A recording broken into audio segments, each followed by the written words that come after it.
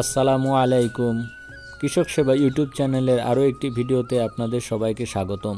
দেশ ও বিদেশ থেকে যেখান থেকে আমার এই ভিডিওটা দেখছেন সবাইকে অসংখ্য ধন্যবাদ।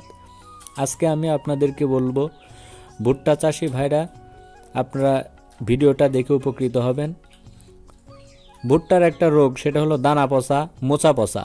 ভুট্টা বের হওয়ার পরে, ভুট্টা কাটার আগেই কিন্তু এই রোগটা আমরা দেখতে পারি। ভুট্টা তোলার সময় দেখি যে অনেক ভুট্টার মোচা পচে গেছে। তো এই রোগটা আপনারা কিভাবে ভালো করবেন আজকে আমি আপনাদেরকে বলবো। ভিডিওটা না টেনে পুরোপুরি দেখবেন।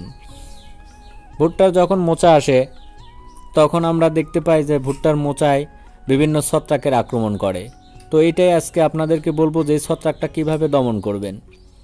প্রথমত বলবো যে আপনারা গাছ বের হওয়ার পর থেকে, গাছ বড় হওয়ার মধ্যে অনেক সময় অনেকে আছেন যে গাছ ভালো থাকলেও ছত্রাকনাশক ব্যবহার করেন না। ভালো থাকলে পরে ছত্রাকনাশক ব্যবহার না করার কারণে একটা সময় দেখা যায় যে ছত্রাকের আক্রমণটা হয়ে যায় জমিতে।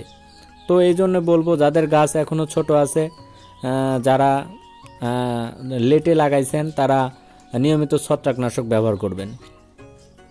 কি কারণে বলতেছি আপনাদেরকে? কারণে যে মোচা পচা, দানা পচা, এটার কোনো ওষুধ নেই বা প্রতিষেধক বা প্রতিরোধক কোনোটাই নাই বললে চলে। তবে আমরা যদি ভালো যত্ন নিতে পারি, আগাম প্রস্তুতি নিতে পারি, তাহলে এই রোগটা জমিতে আসার সম্ভাবনা থাকে না।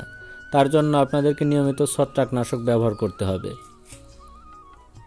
আর যে কথা বলবো সেটা হলো, মোচা বের হওয়ার সময় অবশ্যই আপনারা স্কয়ার কোম্পানির প্রোটেন্ট 250 SC, এই প্রোটেন্ট প্রপিকোনাজল গ্রুপের একটা ওষুধ, এই ওষুধটা স্প্রে করবেন।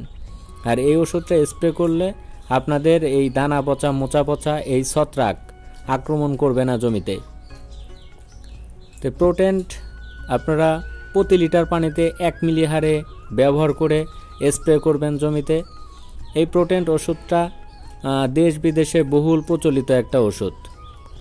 আর এটা দমন করার আরেকটা যে ব্যবস্থা আছে, সেটা হলো ভুট্টা পেকে গেলে দেরি না করে কেটে ফেলা। যদি ভুট্টা পেকে যায় আর দেরি করেন, তাহলে এই রোগটা হওয়ার সম্ভাবনা বেড়ে যায়।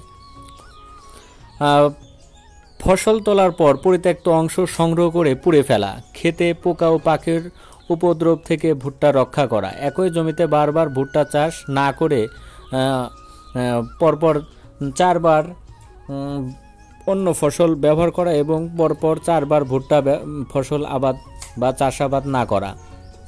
এই সকল বিষয় মেনে ভুট্টা চাষ করতে হবে। কারণ এই সমস্যাটা কিন্তু অনেকেরই হয়। অনেকে অনেক দমন ব্যবস্থা করেন, অনেক কিছুই করেন, কিন্তু কোনো কিছুতে কাজ হয় না। আর এই বিষয়ে আমি বলবো আপনাদেরকে আগাম প্রস্তুতি নেওয়ার জন্য। আগাম কিছু পরিচর্যা আছে, সেগুলা করলে পরে ইনশাল্লাহ আপনাদের এই সমস্যাটা হবে না। জমিতে আগাছা মুক্ত রাখবেন। আবার জমিতে পশু পাখির যে উপদ্রব থাকে, এই বিষয়ে